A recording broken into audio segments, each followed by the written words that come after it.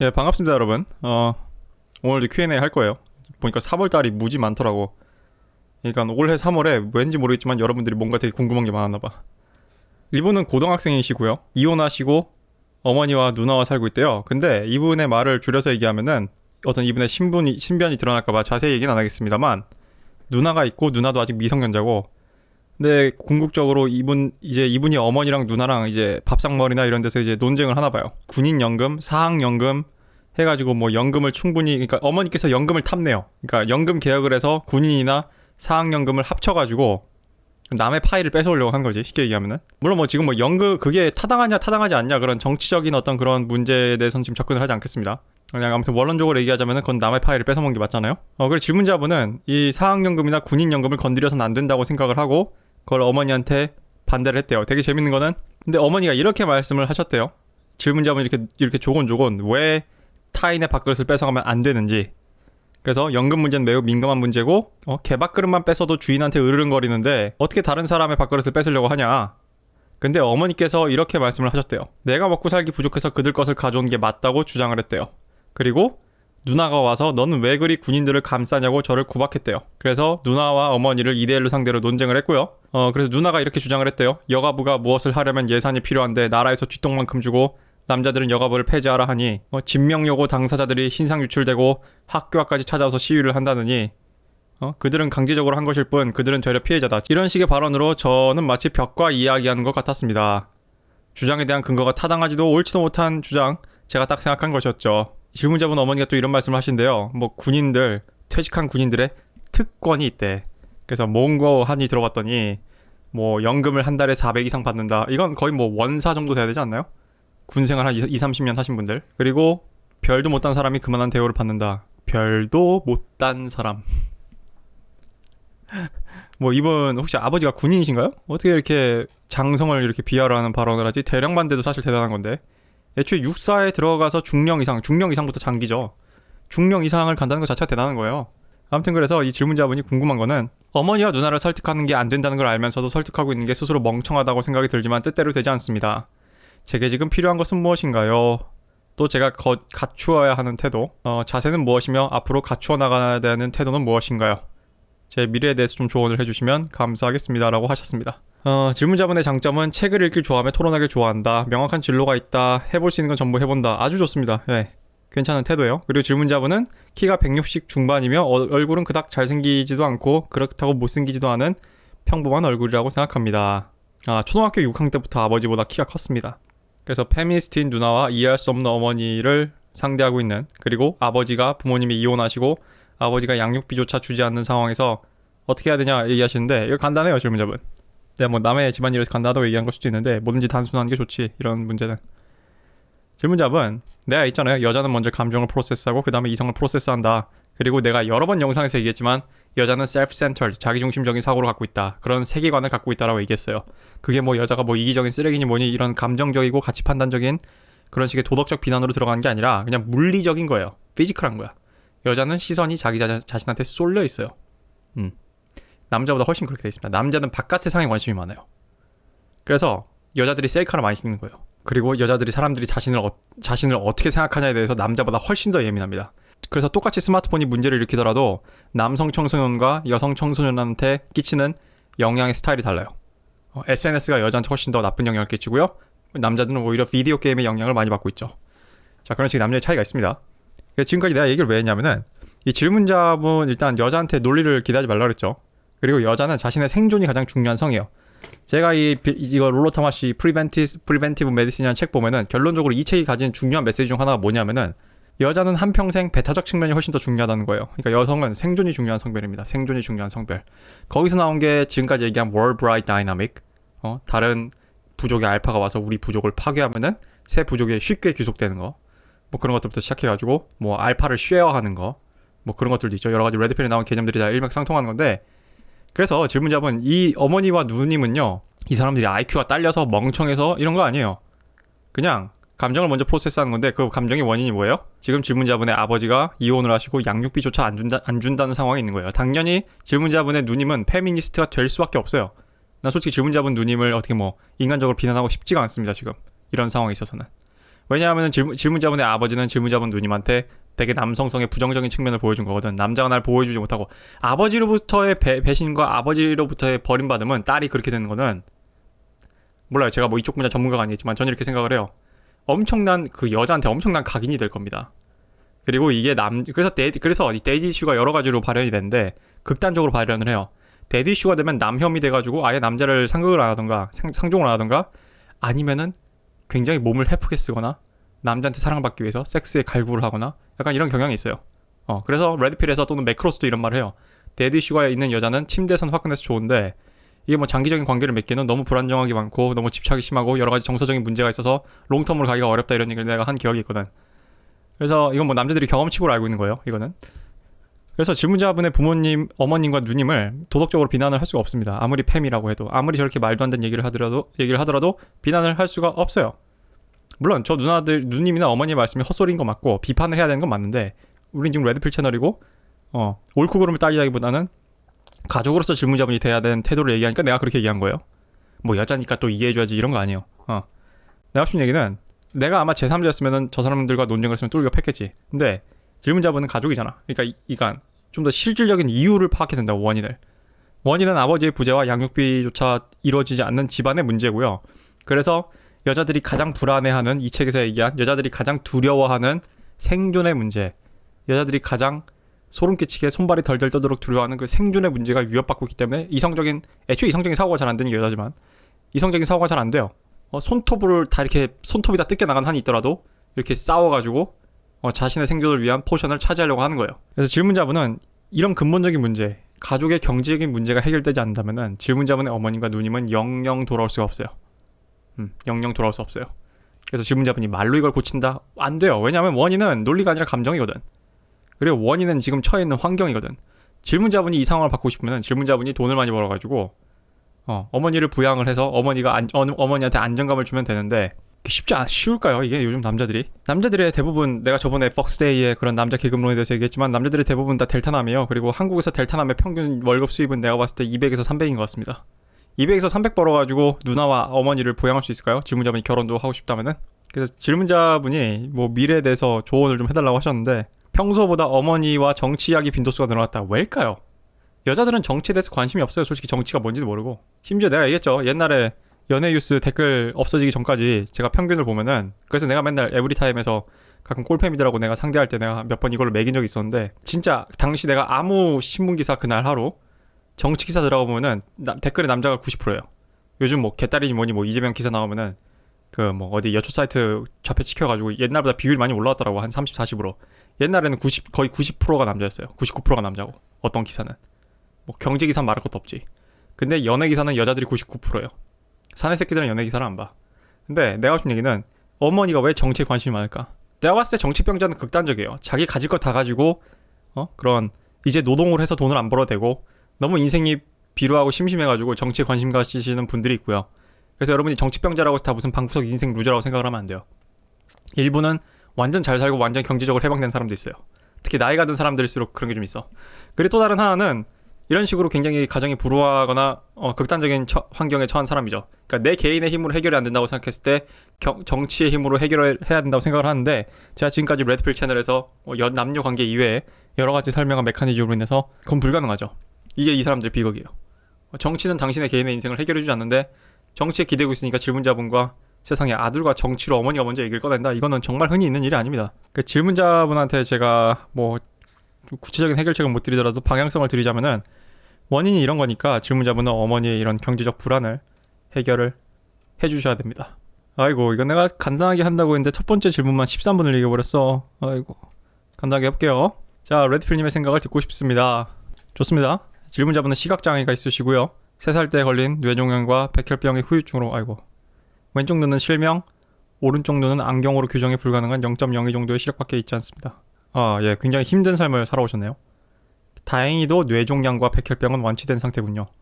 정말 다행입니다. 어렸을 때부터 이제 얻다 보니까 안 보이는 것에 의한 충격은 좀 적었는데 혼자 길을 걷는 것은 괜찮지만 작은 글자나 사람의 표정이 보이질 않습니다. 그래서 지금도 돋보기 프로그램을 써가면서 메일을 쓰고 있습니다. 예, 좋습니다. 나이는 이제 20살 중반이 넘으셨고요. 체중은 70kg, 되게 몸도 슬림하시네요. 그리고 어깨가 넓은 편이다. 좋습니다. 얼굴은 평범하지만 뭐 초점이 맞지 않아서 아이 컨택이 어렵고 밖에서 그냥 걸을 때는 모르다가 대화를 하면은 눈이 안 좋다는 거를 인지하는 것 같다. 서비스 직에서 2천 초중반 정도 벌고 계시고 학력은 직업 전문대를 나오셨다. 좋습니다. 예. 자기소개를 이렇게 해주셨고요.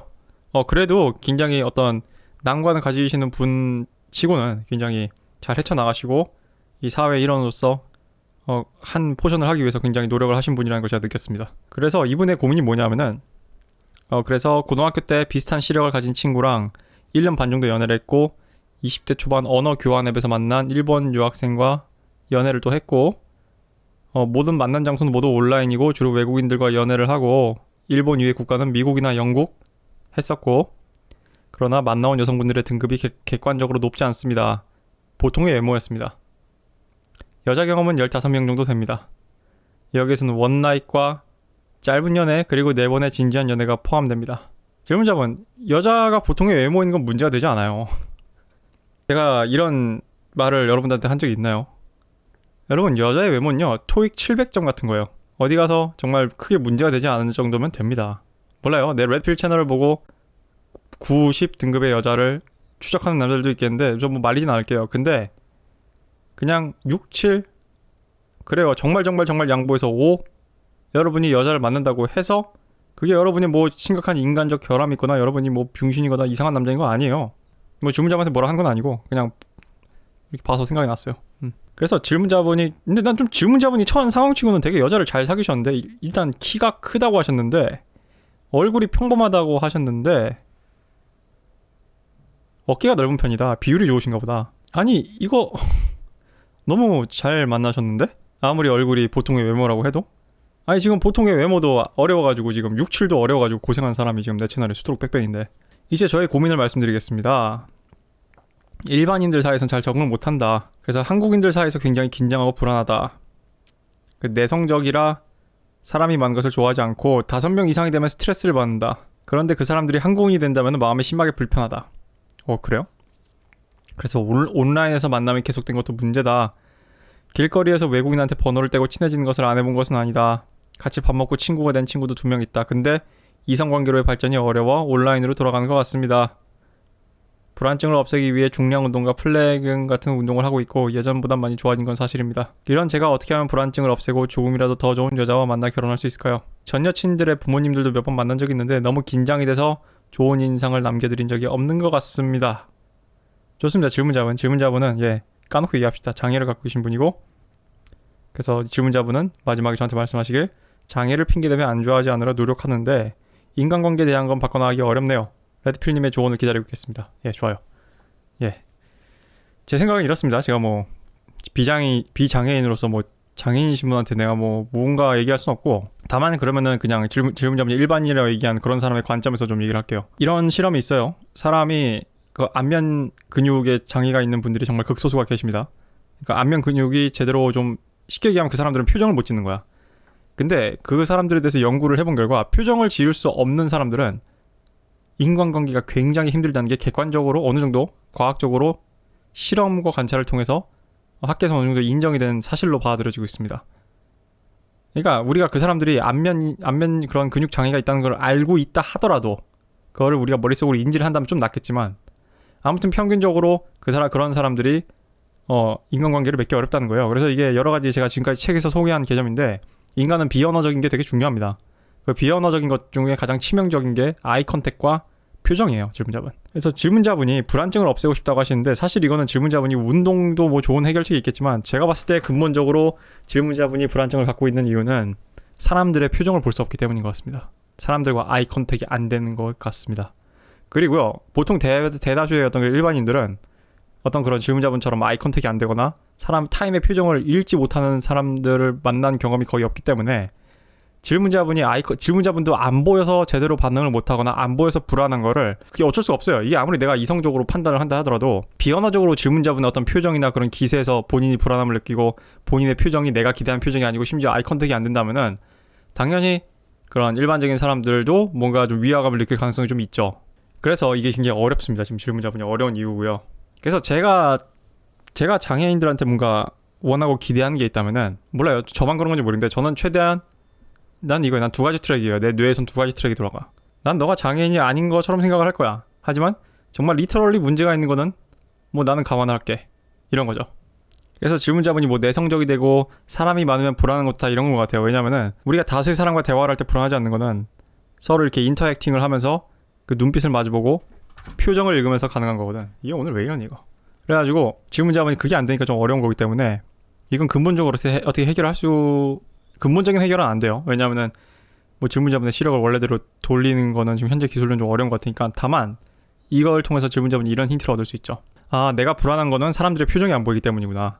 내가 제대로 된 사람들과 어떤 그런 일반적으로 흔히 알려져 있는 사람들끼리 비언어적으로 무의식적으로 약속이 된 그런 비언어적인 커뮤니케이션이 부족할 수 있겠구나라는 거를 인지를 하셔야 돼요. 그래서 질문자분은 어떻게 이걸 메꿔야 되냐면은 질문자분이 커뮤니케이션에서 쓸 수 있는 거는 말입니다. 말과 목소리예요. 그리고 질문자분이 뭐 돋보기 어플 쓰신다고 하셨는데 연습을 많이 하셔야 될 것 같아요. 예를 들면 이렇게 내가 이런 게 한 것처럼 돋보기 어플로 모니터를 볼 수 있다는 얘기네. 그러면은 질문자분 얼굴 볼 수 있죠. 그러면은 표정 연습을 많이 하세요. 여러분 뭐 아실 분은 아시겠지만 이런 거 얘기해도 되나? 뭐 아무튼 마동석 씨가 살짝 사식기가 있는 걸로 알고 있어요. 배우인 마동석 씨가. 근데 배우인 마동석 씨는 그거를 연기로서 잘 극복을 하고 캐릭터로서 잘 극복을 한 케이스란 말이야. 그런 것처럼 질문자분도 어떤 걸 초점이 맞지 않는 거를 그 사람을 보는 쪽으로 연습을 한다던가. 그래서 심지어 여러분 옛날에 우리 배우 오디션 프로그램에 그런 사람 나오지 않았어요? 이게 사시여가지고 아이 컨택이 안 되는데 그거를 연습을 해가지고 카메라 상에서는 아이 컨택이 되는 것처럼 훈련을 하신 분도 있단 말이에요. 그런 배우 지망생도 있었단 말이야. 그 질문자분은 그러니까 없으면 어떡해요? 보완을 해야죠. 그러니까 어떤 한 개 기능을 안 하면은 기능하는 나머지한테 그거를 임무를 분배해줘야 돼요. 질문자분은 목소리, 기세, 그 톤의 뉘앙스에서 나는 하나도 여러분을 불편하게 생각하지 않고 여러분을 친근하게 생각하고 나는 이런 사람입니다라는 거를 잘 실어주는 훈련을 해야 돼요. 그걸 위해서는 질문자분이 불안하지 않기 위해서라면은 내가 왜 불안한지에 대해서 이해를 해야 되고 그거는 비언어적인 그런 신호를 읽을 수 없기 때문이다. 어떤 이런 비장애인적인 관점에서 또는 일반적인 관점에서도 질문자분 같은 사람이 뭔가 스스로 먼저 불편하지 않았으면 좋겠어요. 뭔가 스스로 먼저 불편하지 않았으면 좋겠어. 왜냐면 그것 자체를 상대방이 불편하게 느껴요. 자, 여성 호르몬과 이번 대선의 관계. 20대에서 50대까지는 이재명이 다수의 여성 표심을 받은 반면에 60대 이상은 윤석열이 여성 표심을 더 많이 받았습니다. 여자는 하이퍼미 본능이 있기 때문에 자신의 성전략에 맞는 강한 남성, 우월한 남성을 선택하는 걸로 알고 있습니다. 이렇듯 후보에게서도 겉에서 보여주는 이미지가 있었는데 이재명은 거칠고 박력 있는 직진남 스타일인 반면에 윤석열은 뭔가 다정한 수인남 같은 스타일이라 느껴졌다. 대부분 그렇게 느낄 것입니다. 이런 이유에서 여성 호르몬 활동이 왕성한 젊은 층의 여자들이 이재명으로부터 하이퍼거미 본능을 느꼈고 테스토스테론의 역전 시기 이전엔 60대 미만의 알파남이 이재명의 다수의 여자를 사로잡은 반면 테스토스테론이 높아지는 60대 이상 여자들은 윤석열에게는 착하고 이 뭔 얘기인지 대충 알 것 같습니다. 이게 가능하다고 보시냐? 아니요, 전 아니라고 봐요. 왜냐하면은 이거는 남녀 성갈등 정책과도 관련이 있고 이게 이념과도 관련이 있고 특히 남녀가 절반으로 이렇게 데칼코마니가 돼가지고 투표를 한 것은 분명히 어떤 정책적인 문제고요. 저는 그리고 모르겠어요. 가끔 이게 있어요. 섹스 어필이 되는 정치인들이 있어요. 예를 들면 존 F 케네디 같은 사람이지. 그러나 이제 이재명 전 대통령 후보는 이제 그런 타입은 아닌 거죠. 그런 타입이랑 좀 거리가 멀고. 그리고 이재명은 남자들이 딱 봐도 정치색을 떼고 봐도 불도저 같은 스타일이라기보다는 기회주의자 같은 스타일이 좀 더 강하다고 생각을 해요. 뭐 계곡 평상 밀어버리고 신천지대 쳐들어가고 뭐 이런 행동력은 좋은데 그게 진짜 불도저 같은 인간과는 좀 결이 달라요. 내가 봤을 때는. 레드필 코리아님 궁금해 미치겠으니까 답변 기다리겠습니다. 미성년자가 성인과 사귀면 왜 안 돼요? 라는 어떤 유튜브 영상이 있어요. 그루밍 성범죄의 시작. 나는 이 미성년자와의 연애를 무조건 그루밍 성범죄로 취급하는 건 약간 좀 이상하다고 생각을 하는데 일단 뭐 질문 계속 들어오죠. 자, 이 영상 내에서 어린 여자를 좋아하는 남자를 정신 이상자로 취급했습니다. 근데 저도 정말 나이가 어린 생리도 하지 않은 초등학생 이하를 여자를 성적 대상으로 보는 거는 정신병이라 생각을 합니다. 그쵸? 우린 이걸 소아성이라 부르기로 했죠. 하지만 조선시대 평균 나이는 남자 15세, 여자 14세로 알고 있습니다. 또한 사회적으로 문제가 없다면 발육이 좋은 성숙한 학생들이랑 섹스를 원하는 마음이 어느 정도 있는 것 같습니다. 그러면은 저처럼 어린 여자를 좋아하는 남자는 정신병자인가요? 그러니까 질문자분은 미성년자를 좋아한다는 얘기예요? 20살 중반이신데? 그러니까 질문자분은 미성년자를 좋아한다고 좀 말이 좀 어폐가 있고 이제 성관계가 가능한 2차 성징이 지난 그런 청소년을 성적 대상으로 여기는 게 자신이 정신병자냐라고 물어보신 거네. 성인과 미성년자의 관계는 가짜 사랑, 즉 성적으로 이용당할 수 있어서 법적으로 금지시킨다 이해했습니다. 그러면은 생물학적으로 어떠한가요? 나이가 많은 남자가 어린 여자를 좋아하는 게 문제가 없다면은 왜 사회적으로 욕을 그렇게 많이 먹을까요? 인터넷 성범죄는 다양한 사건이 있다고 알고 있습니다. 성인이 학생을 대상으로 한 범죄 말고도 학생이 학생으로 대상을 한 범죄도 많을 건데 왜 저 교육 영상에서는 범죄의 위험성을 알리는 교육이라는 느낌보다는 나이가 많은 남자를 조심하라는 교육 영상으로 보일까요? 마지막 질문입니다. 저 배고픈데 용돈 좀 주실 수 있나요? 양심껏 부르신 대로 받겠습니다. 최소 단위는 10만원부터입니다. 지금껏 저한테서 아무런 대가와 지불 없이 돈을 가져간 사람 치고 멀쩡하게 살아남은 사람이 없습니다. 일단 질문에 답변을 하자면은 예, 맞아요. 조선시대 평균 결혼 나이는 15세에서 14세죠. 나도 이렇게 생각을 해요. 남자란 동물은 아무튼 어린 여자를 좋아하기 때문에 일단 성관계와 섹스가 가능하기 시작한 나이가 된다면은 그 사람한테 끌리는 거는 자연스러운 거예요. 근데 내가 항상 얘기하지만 무언가가 자연스러운 것과 우리가 사회적으로 약속을 한 거는 좀 별개 문제입니다. 마찬가지로 그렇다고 해서 내가 남자가 뭐 다다익선 성전략을 취하고 있다고 해서 내가 뭐 레드필 지식 뭐 바람 피는 걸 권장한다는 얘기가 아니라고 내가 여러 번 얘기를 했죠. 그러면은 우리 사회는 왜 성인의 나이를 20세로 정한 거는 굉장히 자기적인 거예요. 예를 들면은 미국 같은 경우는 18살이 성인으로 알고 있습니다. 그리고 18살 때부터 섹스를 해도 문제가 되지 않아요. 심지어 미국 사회는 면허증도 한국보다 좀 더 어릴 때 딸 수가 있죠. 이 모든 건 다 자기적이에요. 근데 우리는 왜 이런 자기적인 기준을 만들었냐? 일단 사회가 예전보다 복잡해졌기 때문이죠. 옛날에는 15세, 14세 결혼해도 됐지만 지금은 15세, 14세 결혼하면 안 되는 이유가 뭐냐면은 우리 사회에서 지속 가능하게 사회의 한 구성원으로서 자립해서 생활을 영위하려면은 교육의 시간이 훨씬 더 많이 필요하기 때문이에요. 예전보다 교육에 드는 기간이 늘어났기 때문에 교육에 집중시키기 위해서 성인의 나이를 20살로 미룬 겁니다. 이거는 굉장히 사회적으로 자기적으로 약속된 것이기 때문에 질문자분 말씀대로 어떤 성인 남성이 2차 성징이 지난 어떤 그런 10대 후반 여성을 성적 대상화하는 거는 동물적으로는 문제가 없습니다. 본능적으로 문제가 없고요. 정신병자가 아니에요. 이 여자가 그걸 정신병자라고 얘기를 한다면은 이 여자가 정신병자인 겁니다. 그러면 내가 하고 싶은 얘기는 근데 이게 그래서 사람들이 문제가 된다고 얘기한 게 아니라 아무튼 청소년이라는 개념을 그걸로 규정을 했고 우리 사회에서 약속을 했고 그래서 이 기간 동안은 너희들은 책임을 지는 게 아니라 너희들은 교육을 받는 그런 청소년이다. 성인이 아니다라는 거를 부여했기 때문에 그 룰을 지키자고 하는 거예요. 그래서 이 여자가 굳이 미성년자와 성인 간의 그런 식의 연애를 비판을 한다면은 이런 사회적 규율을 약속을 깨는 행동이기 때문에 그건 나쁘다라고 얘기를 해야지 남자가 뭐 어린 여자 좋아하는 게 정신병자예요 얘기하는 거는 이 여자가 정신병자인 거죠. 그죠? 그래서 내가 얘기한 거는 다시 본론으로 돌아가가지고 그래서 나는 본론적으로 이렇게 생각을 해요. 내가 저번에도 어떤 뭐 이런 얘기 했죠. 미성년자 성인과의 연애에 대해서 어떤 제가 뭐 어떻게 생각할지 얘기를 했었는데 나 그 영상에 댓글 보고 내가 참 할 말이 많아요. 근데 내가 지금 시간이 없어서 못하고 있는데 여기서 잠깐 이 부분에서 좀 얘기를 하자면은 일단 결론적으로 왜 미성년자와 성인의 연애가 사람들한테 비판을 받냐면은 한쪽은 책임을 지는 성인인데 한쪽은 책임을 질 권능이 없기 때문이에요. 권한이 없기 때문이야.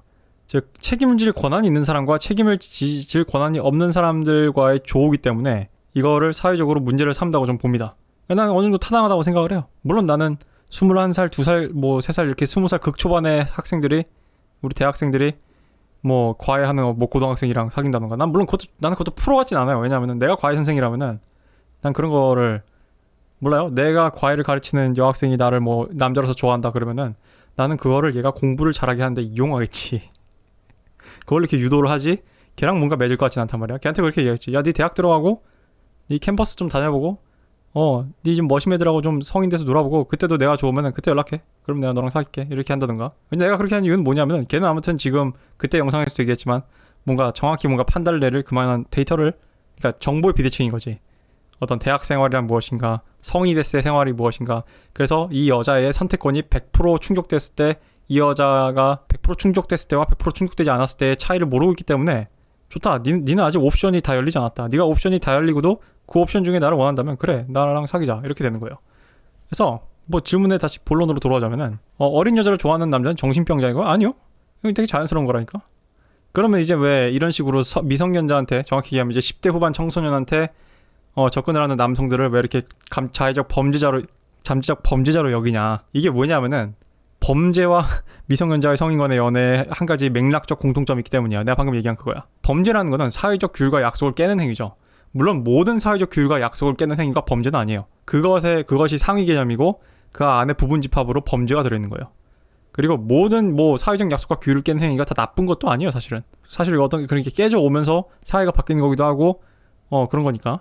내가 하고 싶은 얘기는 이게 그런 메커니즘이 같기 때문에, 즉 범죄를 저지르는 사람들은 뭔가 사회적으로 금기되어 있는 것들 또는 사회적으로 사람들이 나쁘다고 비판을 하는 것을 서스럼 없이 하는 사람들인데, 어떤 미성년자와의 연애가 나쁘고, 정확히 얘기하면 10대 후반 청소년과의 연애가 나쁘고 성인과 미성년자의 연애가 나쁘다는 이걸 하지 말자, 이러이러한 이유로 우리 사회의 더 큰 권익을 위해서 하지 말자라고 약속한 것을 무시하고 들어간 사람이니까 이 사람은 혹시 범죄자가 아닐까라는 그런 식의 맥락으로 보는 것 같아요. 꼭 그런 건 아니거든. 근데 내가 궁금한 거는, 나도 당연히 남자니까 어린 여자 좋아해요. 아마 여기 채널 보는 모든 남자는 공감을 할 거야. 솔직히 난 20살도 충분히 어리다고 생각을 하고, 정말 충분히. 그리고 21살도 충분히 어리고, 지금 내 나이쯤 서너쯤 되면은 내 기준에는 28, 27도 되게 어려요. 여러분들한테 누나일 수도 있겠지만. 그러니까 내가 하고 싶은 얘기는, 우리가 어린 여자 했을 때 가지는 스펙트럼이 나름 좁진 않단 말이야. 근데 왜 굳이 타겟팅을 해서 10대 후반을 사귀어야 되냐라고 한다면은 좀 사회적으로 위화감이 들 수 있다 이거지.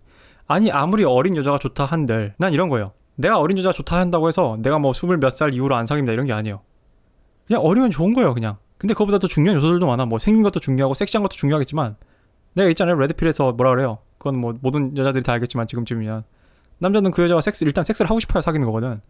근데 그거 외에도 연애에서 요구되어지고 필요한 건 많단 말이야. 서로 말도 통해야 되고 재밌어야 되고, 얘랑 놀면은 얘가 내 프레임에 들어와야 되고, 부수적인 것들도 고려해야 되는 게 많단 말이에요. 얘가 담배를 피나 안 피냐, 이런 사소한 것부터 시작해가지고. 근데 그 모든 거를 다 제끼고 일단 저는 무조건 강력하게 필터에 10대 후반이어야 됩니다를 건다면은, 이제 같은 남자들이 와도 좀 위화감이 드는 거지. 아니, 이게 왜 이렇게 중요하지? 결론적으로 연애는 사람과 사람을 만나는 건데 왜 이렇게 중요하지? 그리고 미성년자들한테 나이 많은 성인 남자를 조심하라는 얘기는 딱히 난 그렇게 나쁜 얘기라고 보진 않아요. 내가 따르면 난 그렇게 얘기할 것 같거든. 왜냐하면은 내가 얘기했잖아요. 나는 내가 18살 때 내가 어땠는지 기억을 해. 진짜 말도 안 되게 순진했어요. 물론 고등학생 당시에는 내가 그 말을 되게 우습게 생각했지. 나는 세상에 대해 많은 걸 알고 있다고 생각을 했지. 근데 아무튼 간에 말도 안 되게 순진했는데, 확률적으로 봤을 때 지금 내가 방금 설명한 여러 가지 이유로, 아니 나랑 눈이 맞았는데 고등학생이야, 또는 나는 이러고 있는데 자꾸 어떤 여자가 날 좋대. 그래서 사귀어봤더니 근데 오빠 사실 나 미성년자야 이러는 거야. 그런 경우가 아니라면은 나는 처음부터 미성년자를 가겠어 고 하는 남자 같은 경우, 그러니까 우리가 말하는 정상인, 그러니까 사회적인 약속을 어느 정도 지키고 사회와 조화를 하려는 사람이고, 그런 사람일 가능성이 높지 않다는 그런 확률적인 문제가 있는 거죠. 미성년자 여자애들이 어떤 세상의 위험을 보는 아주 정확한 눈이 있거나 어떤 세상의 그런 불합리한 이치에 대해서 정확한 눈을 갖고 있다고 생각하진 않아요. 걔네들이 동물적으로 어떤 남자가 끌리는 건 이해하겠지. 그건 동물적인 거니까. 이 남자가 나는 이런 오빠가 꼴리고 나는 이런 오빠가 끌려, 이런 거는 모르겠는데, 사회적으로 봤을 때 누가 이 사람이 사기꾼이고 이 사람이 범죄자고 이런 걸 알아보는 눈은 그렇게 크게 높지 않다고. 그 정도로 형편이 없기 때문에 얘네들이 대학 들어오자마자 페미니즘 같은 거 하고 PC주의 같은 거 하는 거예요. 세상 돌아가는 꼬라지를 모르니까. 그래서 나는 이런 거를 남자들이 어린 여자 좋아하는 것까지 확장을 해가지고 그런 식으로 사실 실상은 질투인데 되도 않는 도덕 가져와가지고 이런 거 까는 꼬라지는 내가 보기 싫은데, 단순히 다 떠나가지고 미성년자 여성인 걸 알고 접근하는 남성을 주의하라고 하는 말까지 그렇게 크게 나쁘다라고 보진 않습니다. 지금까지 내가 설명한 이유로. 자, 레드필님, 4년 전 만나를 잊지 못하는 남자입니다. 어떻게 해야 될까요? 그래서 이분은 키는 169에 20살 초반의 평범한 외모의 자신을 베타남이라고 생각을 한다. 추해 보일 수 있지만 용기 내어서 적어봅니다. 4년 전에 만났던 이 여자를 잊지 못합니다. 그래서 질문자분 당시 18살이었는데 채팅에서 여자를 만나가지고 섹스를 했대요. 좋아요. 그리고 이제 쿨하게 각자 집으로 헤어졌는데, 관계를 맺고 난 후에 이 여자한테서 연락이 많이 왔다. 뭐해? 전화할래? 저는 이 여자가 너무 좋았습니다. 저에게 호감이 있는 것 같기도 했고요. 하지만 제가 이 여자를 너무 좋아해서 문제였습니다. 그래서 제 자격지심과 열등감 때문에 이 여자를 좋아해서 멀리했습니다. 질문자는 자격지심은 키, 가난함, 옷도 없고 데이트할 정도의 집안 형편이 아니었다. 여자는 좀 통통했는데 얼굴도 반반하고 옷도 잘 입어서 위축이 됐다. 그래서 제 이름을 가명으로 속이고 선톡도 하지 않고 얼른 멀어지길 바랬습니다. 하지만 쉽지 않더군요. 결국 여자애한테 톡으로 유학 간다고 구라쳤고, 다음에 만나자고 톡했고, 여자도 알았다고 했다. 그래서 이 여자를 위해서 돈을 많이 벌고 성공하고 싶었다. 그래서 성공한 모습으로 여자한테 나타나고 싶어서 일자리 구하고 서빙 알바인데 하루 만에 잘리고 그 여자에게 연락이 올까봐 저는 차단하고 번호도 바꾸고 급한 마음에 노가다를 했습니다. 19살이 된 후 6개월 넘게 노가다를 했는데 몸이 부서질 것 같았다. 몸이 힘든 건 참을만 했지만 더욱 힘든 건 외로움이었다. 여자애랑 연락이 끊긴 지 1년 전, 거의 1년쯤 됐을 때 제 계좌에 어느 정도 돈이 생기고 자기 관리를 했다. 그래서 연락해볼까 해서 확인했더니 연애를 하고 있는 것 같다. 남자 사진을 보니까 키도 크고 잘생긴 것 같았다. 전부 잊으려고 번호도 지우고 잘 지내는지 안부가 궁금하고 사과하고 싶은 마음밖에 없다. 여자 외에도 저도 많진 않지만 여자를 꽤 만나봤다. 고백도 받아보고 관계도 하자고 제안도 받아봤지만 전부 거절했다. 제 이상형은 아니었는데 이제는 그 여자처럼 생긴 여자가 아니면 아무런 관심이 없습니다.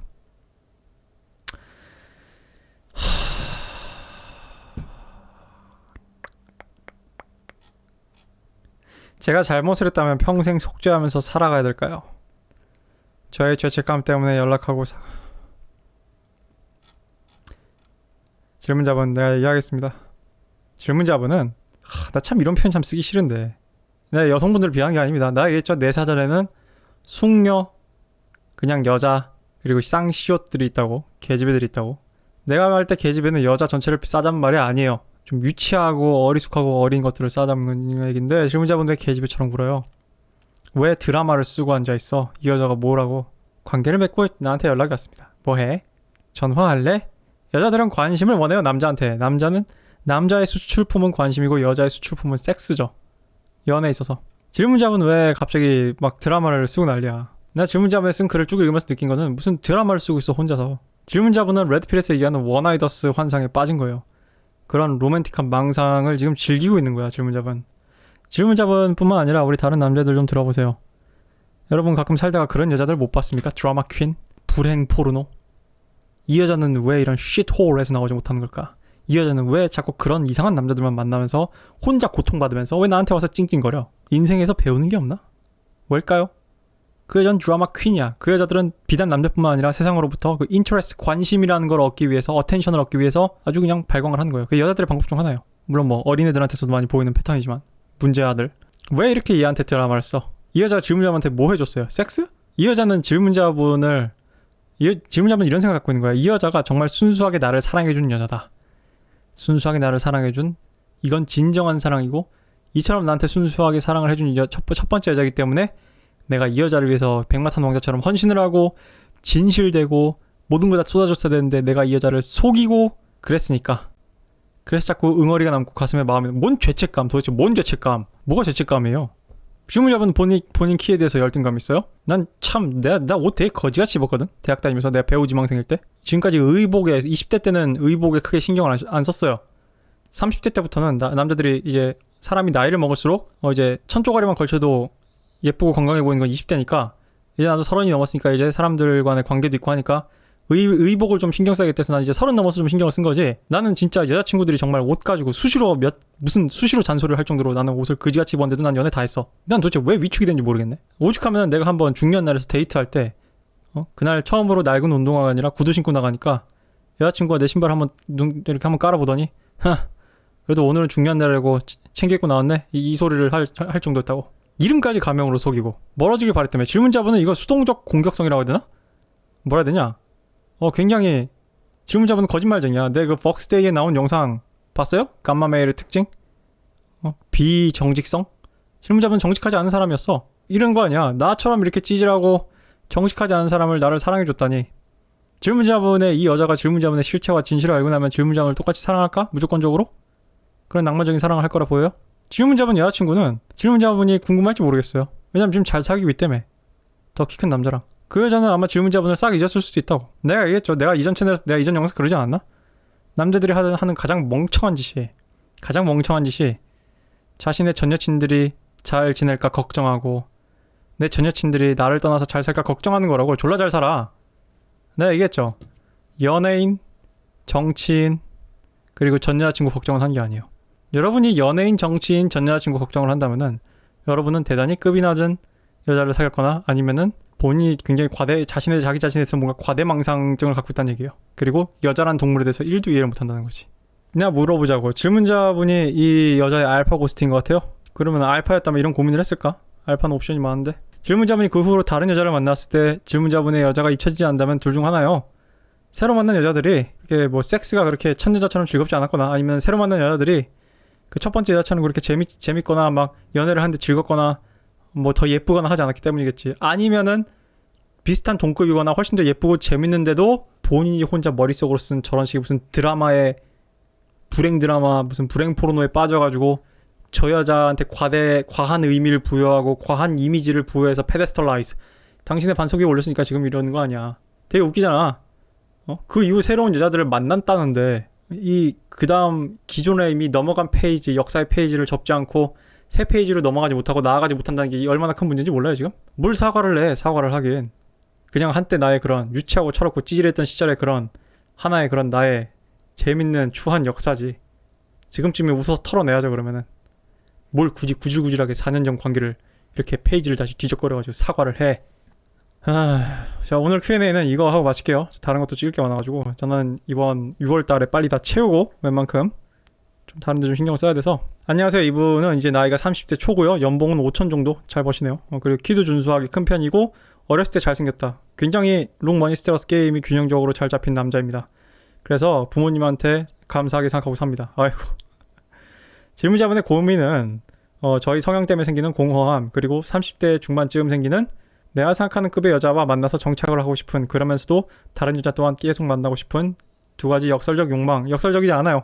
이거는 남자들이 다다익선 전략에 의한 당연한 본능입니다. 질문자분은 본능을 마음껏 펼쳐도 되는 그런 식의 환경과 그런 식의 경험을 타고났기 때문인 것 같아요. 계속 읽어봅시다. 20살 초반부터 30까지 수십 명의 여자를 만났는데요. 사귄 것만.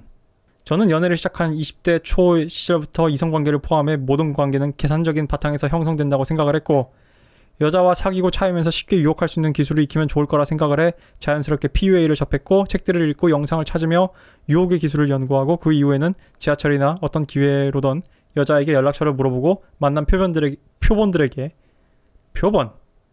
스페시먼 여자들을 표본이라고, 여자들을 표본적 대상화를 했네요. 기술을 적용하여 나에게 맞는 것은 가지고 아닌 것은 벌어가며 남자에게 바라는 게 무엇인지 익힌 결과 원하는 결과를 얻을 수 있었던 것 같습니다. 이분은 지금까지 설명한 거 보면은 제가 레드필 지식에서 제발 여러분들한테 해보세요라고 하는 걸 되게 fucking 텍스트북으로 지켰네요. 되게 교과서적이야. 훌륭합니다. 이게 진실이라면은. 근데 제가 픽업 기술을 익히면서 느낀 거는 굉장히 PUA들이 저급하다. 이루할 업적이 많은데 여자 꼬시는 것 따위에 의미를 부여하고 전문화하여 그걸 직업인 것 마냥 떠드는 게 너무 한심한 인간들처럼 느껴졌기 때문입니다. 아니요, 질문자분. 이렇게 생각하면 안 돼요. 그 사람들은 그 사람의 역할을 하는 거예요, 질문자분. 아니, 질문자분은 본인이 PUA를 접하고 책을 읽고 그 사람들한테 배웠으면서 왜 이 사람들을 비난을 해? 우리 사회 각자 자기 역할이 있는 겁니다, 질문자분. 응? PUA 같은 사람들도 필요한 거예요. 아무튼 간에 저는 인생의 목표는 인류 역사에 제 이름을 새기는 건데요. 꿈이 굉장히 원대하지만 남자는 꿈을 크게 가져야 된다고 생각합니다. 예, 동감해요. 제 가치관에서 여자는 제 여정에서 하나의 전리품입니다. 그래서 제 이상형이 순종적이고 여성성이 강하고 컨트롤하기 쉬운 여자인 것 같기도 하고요. 예, 이것도 전 당연히 자연스러운 욕망이라고 생각을 합니다. 남자들은 막 뭐 하나하나 다 시비 걸고 하나하나 어떤 뭔가 남자의 권위 도전한다 그러면 좀 말이 안 맞고 뭐라 해야 되지? 자꾸 남자의 자존심을 긁는? 쓸데없이 불필요한 일로?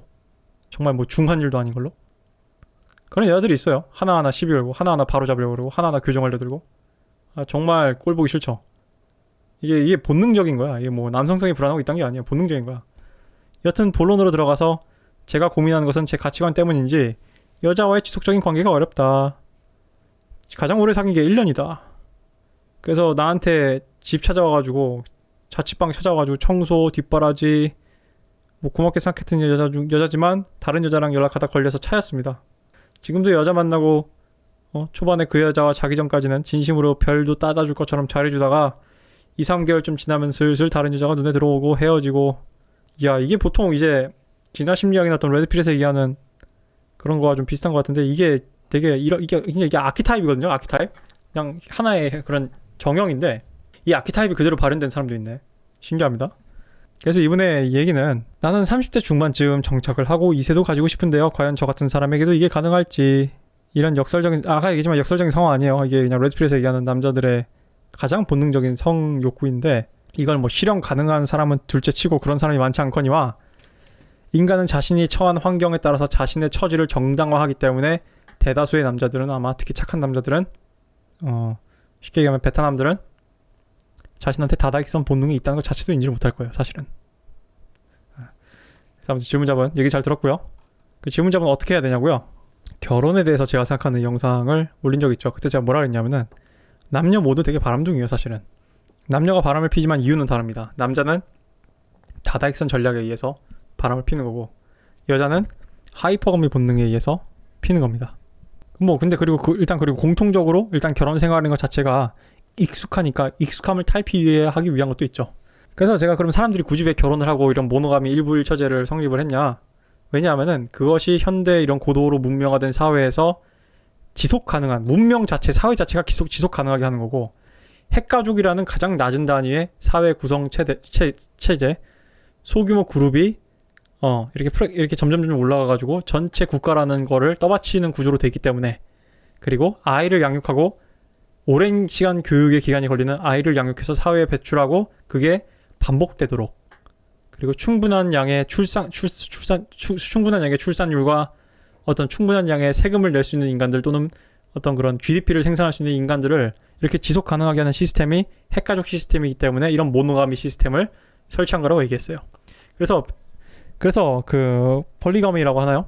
일부 다처제는 빈부격차가 심각하게 큰 나라거나 가난한 나라일수록 심합니다. 그래서 아랍의 봄이라 부르죠. 레드필에서는 아랍의 봄을 이전에 제가 복스데이에서 얘기하는 개념에서 비유하자면은, 대다수의 델타남들이, 그러니까 감마나 오메가뿐만 아니라 델타남들까지 포함을 해서 도태가 되니까, 사실 델타남은 도태가 되면 안 돼요. 델타남이 도태가 되는 사회는 그건 이제 남자가 문제가 되는 사회가 아니라 사회가 문제가 있다고 봅니다. 아무튼 간에 그런 식으로 되니까 이제 그런 아랍의 봄이라는 그런 혁명의 기운이 올라온 것 같다고 얘기했단 말이야. 내가 이 얘기를 길게 한 이유는 뭐냐면은, 질문자분은 정착을 하고 이세를 가지고 싶다면요, 그거를 하는 이유는 질문자분이 사람들이 바람기가 없기 때문이 아니에요. 그거를 포기함으로써 얻는 이득이 있기 때문이다. 이거는 기회비용의 문제인 거예요. 기회비용의 문제인 거야, 남자에게 있어서. 질문자분이 자녀를 사랑할 건가요? 내 자식 아들이든 딸이든 소중해? 건강하게 키우고 싶어? 그러면은 나는 왜 바람길을 자제하고 이미 결혼 생활한 지 10년, 15년 지나가지고 또는 20년이 돼가지고 이제 내 마누라 솔직히 말해서 좀 너무 익숙한 것 같고, 이제 더 이상 여자 같지 않고 정말 말 그대로 가족 같지만, family, 가족 같지만, 왜 나는 우리 아내를 아내로서, 내 첫 번째 first lady로서 존중을 하고 나의 이런 정조를 지키느냐? 넓게 보면은 나와 이렇게 똑같이, 그런 여자도 마찬가지예요. 여자도 바람기가 생길 거란 말이야, 결혼하다 보면. 그런 정조를 지킨 아내에 대한 고마움이고, 서로 이렇게 어떤 약속을 어기지 않고 배신하지 않겠다는 그런 약속에 대한 고마움이고, 또 한편으로는 소중한 우리의 자식을 위해서 어머니로서 자리를 지키고 오랜 시간 헌신해줬다는 거에 대한 존경과 감사예요. 그러니까 더 큰 선, 내 자녀들이 건강한 환경에서, 엄마 아빠가 못 있는 건강한 환경에서 건강하게 성장을 시키겠다. 그러기 위해서 나도 참는 거고 내 아내도 참는 것이다. 그러기 위해서 아내와 조화롭게 지내려는 것이고 아내를 잘 리드하고 집안을 잘 리드하려는 것이다 라고 이해를 하면 돼요. 그 질문자분한테 필요한 거는, 지금 몇 살이라고 하셨죠? 30대 초라고 하셨죠? 30대 중반쯤 결혼하고 싶다. 그러면은 얘기할게요. 남은 기간 동안 여자 만날 수 있으면 최대한 많이 즐기시고요. 그 기간이 내가 봤을 때 30대 초면 31살이라고 치면은, 일단 결혼할 상대를, 질문자분이 이렇게 연애할 상대와 결혼 상대를 잘 구별해야 되잖아요. 그럼 지금까지 이제 그냥 단순히 어떤 이런 섹스나 어떤 연애의 대상으로서 여자를 골랐다면은, 이제부터는 이제 나의 엄마로서 이 여자는 어떤가를 봐야 된단 말이야. 근데 질문자분이 지금까지 연애 경험에 있어서 그거를 고려하면서 여자를 만났을 것 같지는 않단 말이지. 그럼 지금부터 질문자분이 결혼할 때까지 기간 사이에서는 그것들을 고려하셔가지고 여자를 보는 안목을 키우셔야 되고요. 그리고 질문자분은, 그러니까 내가 어떤 여자를 오래 갈 수 있을까? 내가 어떤 여자라면 바람을 피지 않을 수 있을까? 내가 어떤 여자라면은 이런 표현이 참 기분 나쁠지 모르겠지만, 올바르지 않을지 모르겠지만 참고 오래 견딜 수 있을까를 질문자분은 고민해야 돼요. 이제부터 여자를 볼 때 그 기준을 삼아야 돼요. 질문자분의 이제 플레이 타임은 끝난 겁니다. 질문자분이 결혼을 원하고 이세를 원한다면 어떻게 하면 나는 이 여자라면 내가 마지막으로 해도 되겠다 라는 기준이 뭔지를 찾아야 돼요. 그래서 질문자분이 참아야 돼요. 누굴 위해서? 자녀를 위해서. 왜냐하면 자녀한테는 엄마 아빠가 모두 필요하거든. 자녀에게는 엄마 아빠의 관계가 건강한 걸 보여줘야 돼요. 그래야지 자녀가 나중에 커가지고 남성 혐오, 여성 혐오 안 하고 그런 도태되는 소리 안 한다고. 질문자분이 뭐 연봉 5천에 사회적으로 성공한 사람이라면은 본인도 알 거 아니에요. 우리가 뭔가 사회적으로 얻기 위해서는 많은 기회비용이 필요하다는 걸. 세상에 공짜 점심은 없다는 걸. 질문자분이 얼마나 정착을 하고 이세를 가진 것에 대해서 어떻게 그냥 단순히 뭐 난 남자니까 씨를 뿌릴 거야 아니면 정말 좋은 아빠가 되고 나는 나의 이런 좋은 유전자와 내가 생각하기에 이런 어느 정도 적당히 사회적으로 성공한 나의 이런 것을 계승하고 싶어. 이런 나의 유전자를 계승하고 싶고 그래서 좋은 가족을 만들고 싶고 화목한 생활을 하고 싶어요. 그냥 단순히 뭐 다 결혼해야 되니까 결혼하고 그냥 뭐 이세 낳아야 되니까 이세 낳고 뭐 남자는 뭐 남자라면 애 하나쯤은 있어야지라는 생각이라면은 질문자분의 결혼 생활은 위태위태할 수도 있습니다. 왜냐하면 나도 뭐 결혼은 안 했고 애도 없지만 아직 질문자분과 비슷한 나이로서 얘기하자면은 내 생각에는 결혼은 미친 짓이다라는 그런 영화 제목처럼 만만한 것이 아니기 때문에 굉장히 많이 생각을 하고 굉장히 많이 고민을 하고 굉장히 많이 생각을 정리해야 될 부분이라 생각을 해요. 왜냐하면은 우리는 한 번도 질문자분 나랑 똑같잖아 지금. 마치 우리가 20대 때 30살에 30대 인생이 어땠을지 상상도 못하는 것처럼 앞으로 40 가면 우리가 어떤 심리일지 모르고 50살, 60살 됐을 때 인생이 어떤지 우리는 모른단 말이야. 그러니까 우리는 지금 모르는 길을 가야 되기 때문에 굉장히 좀 입체적으로 다각화해서 우리의 미래에 대해서 특히 결혼과 이세라는 것에 대해서 좀 깊게 생각을 해야 돼요. 그래서 충분한 각오가 됐다면은 질문자분이 마음을 굳게 먹어야 됩니다. 그 질문자분이 옛날 얘기 보면은 질문자분 이런 얘기가 있어요. 여자들은 알파를 쉐어한다. 그럼 질문자분 이렇게 생각할 수 있을 거 아니야. 아니 이제 뭐 제가 가정이 있어도 뭐 잠깐 뭐 제가 따로 다른 가정을 차리지 않는 이상 뭐 잠깐 외도 좀 하고 이런 거 제가 알파남이라면 여자들이 참지 않을까요? 그래서요 한국 여자들이 참을까요? 내가 봤을 때 한국 여자들은 내가 레드필 지식 가져올 때 얘기했잖아요. 내가 봤을 때 한국과 미국의 어떤 문화적 차이를 이해된 것 같다. 그리고 제가 실제 사례를 얘기해드리자면은 제가 봤을 때 한국에서 이게 뭐 표준값은 아니지만 제가 관찰한 유일한 진짜 실제 데이터에 따르면은 아내가 남편의 바람을 눈 감고 눈 딱 감고 했을 때 그 남편이 얼마를 벌어왔냐면은 월급이 아닙니다. 생활비로 준 겁니다. 생활비로 1,000만 원을 준 남편이 있었어요. 생활비로 1,000만 원 한 달에. 근데 바람을 대놓고 폈대 아내한테. 물론 결혼을 한 지 연차가 꽤 됐습니다. 그 두 분은 신혼은 아니었어요. 주변에서 다 말렸대요. 네가 이혼하고 어디 가서 네 그런 돈 못 번다고. 남편이 따로 살림 차리지 않는 이상은 참고 살라고. 그때 그 여자분도 이렇게 됐다는 거예요. 그 질문자분이 뭐 계산적이다, 객관화한다 뭐 이런 거 좋아하시는 것 같아서 말씀드린 거예요. 그래서 연봉 5천은 과연 아내한테 대놓고 그런 식의 전략을 펼 수 있는 그런 스테러스와 머니인가에 대해서 좀 깊게 좀 생각을 해보셔야 되고. 그래서 이제 현실적인 분이시니까 뭐 현명한 판단할 거라 생각하겠습니다. 예, 좋습니다, 여러분. 일단 뭐 푸티지상 1시간짜리가 됐는데 내가 봤을 때 한 40분 정도 나올 것 같고, 그래서 뭐 오늘 Q&A 여기까지 하겠습니다.